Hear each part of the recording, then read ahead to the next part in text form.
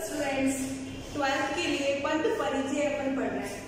तो पद परिचय के अंतर्गत संज्ञा का पद परिचय, सर्वनाम का पद परिचय हो चुका है। ओके, अब नेक्स्ट मैं स्टार्ट करने जा रही हूँ विशेषण। विशेषण का पद परिचय। तो विशेषण के पद परिचय में सबसे पहले विशेषण की परिभाषा, विशेषण के भेद, उनका विश्लेषण, उनका उदाहरण पढ़ना बहुत आवश्यक है। इसके बिना आप समझ ही नहीं पाओगे कि कौन सा पद विशेषण है। ओके, तो 12th क्लास के हिंदी व्याकरण का टॉपिक है पद परिचय, जिसके अंतर्गत अपन पढ़ रहे हैं विशेषण। ओके, तो विशेषण सुना है कभी नाम? विशेषण होता है संज्ञा सर्वनाम शब्दों की विशेषता बताने वाला। नाम से ही पता चल रहा है विशेषण यानी विशेषता बताने वाला। ओके, तो इसकी परिभाषा मैं बता देती हूँ। वे शब्द जो संज्ञा सर्वनाम पदों की विशेषता बताते हैं, ओके, उन्हें क्या कहते हैं? विशेषण कहते हैं। जैसे नीला आकाश, आकाश क्या है? संज्ञा। तो संज्ञा की विशेषता क्या है? नीला, तो नीला है विशेषण। ओके, वैसे ही है काला कपड़ा, रंग बता दिया, गुण बता दिया, तो हो गया कपड़े की विशेषता संज्ञा की। ओके, सुंदर लड़की, तो लड़की की सुंदरता की विशेषता बताई है। वैसे ही है वीर पुरुष, तो ये है उदाहरण विशेषण के। ओके, अब है विशेषण के प्रकार। एक बात ध्यान से सुनो, विशेषण का ये टॉपिक 10th के लिए भी है, 8th के लिए भी है। ओके, तो 8th और 10th वालों के लिए टॉपिक है विशेषण। 10th में भी 2 नंबर का आता है अलग से क्वेश्चन। ओके, तो विशेषण के प्रकार, परिभाषाएं आपको, डेफिनेशंस आपको लर्न होनी चाहिए। डेफिनेशन लर्न नहीं होगी तो आप विशेषण नहीं समझ पाएंगे। इजी है, वैसे आपने पहले भी पढ़ चुका है। तो विशेषण के प्रकार 4 प्रकार है विशेषण के। विशेषण के 4 प्रकार, ठीक है। तो पहला प्रकार अपन पढ़ने जा रहे हैं गुणवाचक विशेषण। नाम से पता चल रहा है गुण बताने वाला, यानी संज्ञा सर्वनाम के पदों की गुणों की विशेषता बताने वाला कहलाता है गुणवाचक विशेषण। ओके, तो गुणवाचक विशेषण के अंतर्गत संज्ञा सर्वनाम के गुण, दोष, रूप, रंग, आकार, स्वभाव, दशा आदि का बोध कराने वाला शब्द क्या कहलाता है? गुणवाचक विशेषण। तो उदाहरण बता देती हूँ। जैसे वह लड़की सुंदर है, तो वह ऐसा नाम, ठीक है। तो सुंदर है, सुंदर यानी गुण बताया जा रहा है, तो यानी गुणवाचक विशेषण हो गया। ओके, अब गुणवाचक विशेषण के अंतर्गत जैसे सुंदर लड़की, बीमार व्यक्ति, अवस्था बताई जा रही है। नीला कपड़ा, निर्धन व्यक्ति, दशा बताई जा रही है। इस प्रकार गुणवाचक के अंतर्गत क्या क्या बताया जाता है? आकार, गुण, दोष, रंग, रूप, स्थिति, ठीक है, स्वभाव, ये सब बताया जाता है। तो सबसे पहले बता देती हूँ कि आकार के अंतर्गत क्या आता है। आकार के अंतर्गत ऊंचा, लंबा, छोटा, गोल, नुकीला, चौकोर, स्थूल, हल्का, भारी, खुरदरा, मोटा, चौड़ा। ओके, ये है गुणवाचक विशेषण के अंतर्गत आकार। जहां पे ये शब्द आ जाए वो क्या कहलाएगा? विशेषण। विशेषण के अंतर्गत कौन सा? गुणवाचक। ओके, गुण कौन कौन से होते हैं? सारे गुण जो भी है, चंचल, बुद्धिमान, समझदार, परिश्रमी, चतुर, परोपकारी, सच्चा, योग्य, उदार, पवित्र, ठीक है, पवित्र, अच्छा आदि। अब दोष, दोष के अंतर्गत दुष्ट, अपवित्र, घिनौना, क्रोधी, बुरा, पापी, अहंकारी, शैतान, चालाक, आलसी, कठोर, नीच, भयानक आदि। तो ये सारे दोष हो गए। अब है रंग रूप। रंग रूप के अंतर्गत गोला, गोरा, काला, सुंदर, कोमल, नीला, ये सारे रंग और रूप इसके अंतर्गत गुणवाचक विशेषण के अंतर्गत आते हैं। ओके, अब स्वभाव। स्वभाव में जिस तरह के भी स्वभाव होते हैं, क्रोधी होता है, कोई बहुत ज्यादा चालाक होता है, कोई बुद्धिमान होता है, कोई बलवान होता है,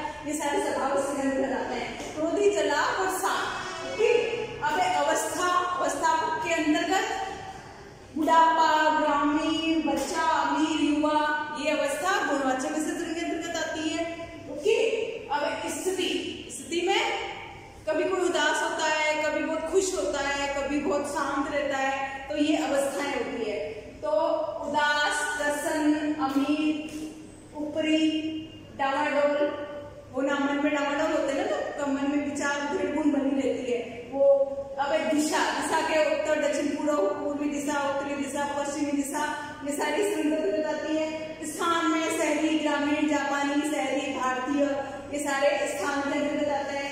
अब देश काल में मतलब क्या है? प्राचीन, ऐतिहासिक, बंगाली, पंजाबी, भारतीय, अमेरिकी। तो ये है गुणवाचक विशेषण। इन शब्दों से जहां ये सारे शब्द आ जाएं वहां आपको क्या लिखना है? गुणवाचक विशेषण। पहले विशेषण फिर गुणवाचक विशेषण। ओके,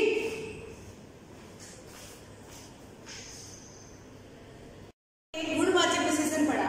तो दूसरा भेद है विशेषण का संख्यावाचक विशेषण। नाम से पता लग रहा है जिस शब्द से संज्ञा सर्वनाम की संख्या का बोध होता है वह कहलाता है संख्यावाचक विशेषण। ओके, तो संज्ञा सर्वनाम की संख्या का बोध कराने वाले शब्द क्या कहलाए?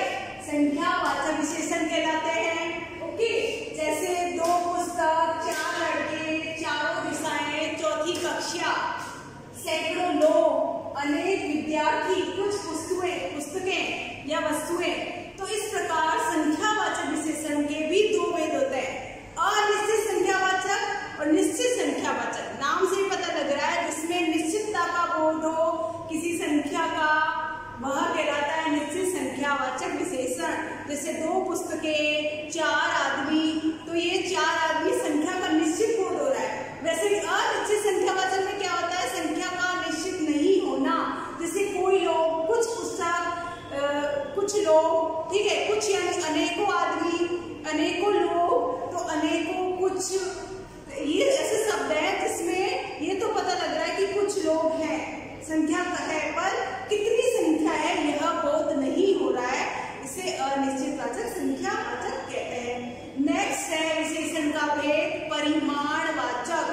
जिस विशेषण में संज्ञा सर्वनाम के माप तोल का पता चलता है, यानी संख्यावाचक में तो वस्तुओं को गिना जा सकता है, परंतु परिमाणवाचक में संख्या कोई भी वस्तु हो उसको गिना नहीं, जिसको गिना नहीं जा सकता वो परिमाणवाचक के अंतर्गत आता है। ओके, इसको तोला जाता है या मापा जाता है। जैसे कपड़ा हो गया, उसको तोल से नहीं मीटर से नापते हैं। दूध, पानी, जो भी लिक्विड होता है वो लीटर में आता है। ठीक है, इस प्रकार ये परिमाणवाचक के अंतर्गत आता है।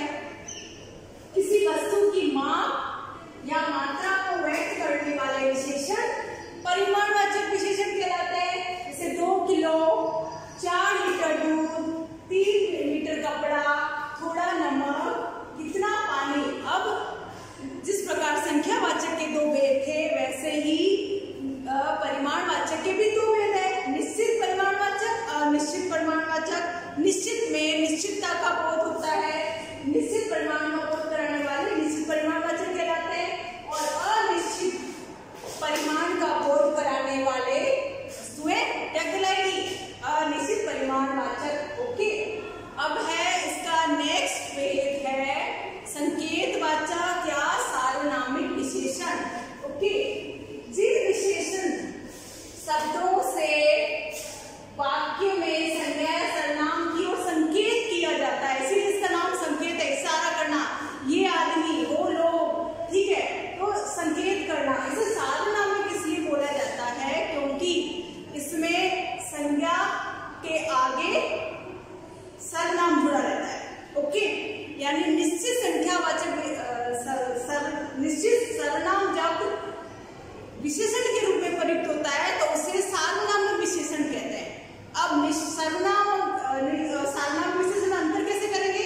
सर्वनाम तो अकेले आता है, मैं काम कर रहा हूँ या वह काम कर रहा है या वह जा रहा है, वैसे ही सार्वनामिक विशेषण में वह लड़का यानी पीछे सर्वनाम जुड़ा रहता है, इसीलिए उसे सार्वनामिक विशेषण कहते हैं। ये चीज ध्यान रखना, ठीक है। इसमें संकेतवाचक विशेषण कहलाता है, जैसे यह कलम, वह आदमी, ये वे, इस आदि, ये संकेतवाचक विशेषण के अंतर्गत आता है।